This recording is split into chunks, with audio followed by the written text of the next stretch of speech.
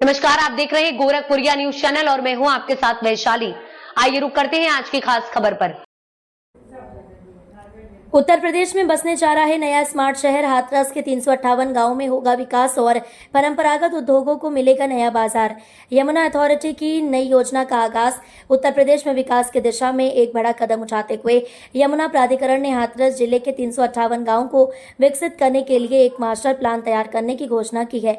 इस योजना के तहत एक नया शहर बसाया जाएगा जो न केवल आधुनिक सुविधाओं से लैस होगा बल्कि परंपरागत उद्योगों को भी बढ़ावा देगा। खासकर हींग उत्पादन और धातु कला जैसे शिल्पों को एक नया और बड़ा बाजार मिलेगा। परंपरागत कारीगरी को मिलेगा बढ़ावा। इस मास्टर प्लान की सबसे खास बात यह है कि इसमें पारंपरिक हस्तशिल्प और कृषि आधारित उद्योगों को विशेष प्राथमिकता दी जाएगी। हाथरस की धातु कला और आसपास के क्षेत्रों की हींग उत्पादन तकनीक को सरकार एक पहचान दिलाने की कोशिश कर रही है। इन परंपरागत क्षेत्रों को अब तक सीमित बाजार मिल पाता था, लेकिन इस योजना के तहत उन्हें राष्ट्रीय और अंतर्राष्ट्रीय स्तर पर प्रस्तुत करने का प्रयास किया जाएगा। आवासीय और औद्योगिक सेक्टर का विकास। इस योजना के अंतर्गत हाथरस के गांव में आवासीय और औद्योगिक क्षेत्रों को वैज्ञानिक और सुनियोजित ढंग से विकसित किया जाएगा, जहां एक और लोगों को रहने के लिए बेहद बुनियादी सुविधाओं से युक्त कॉलोनियां मिलेंगी। वहीं दूसरी ओर उद्योगों के लिए जमीन और इंफ्रास्ट्रक्चर भी तैयार किया जाएगा,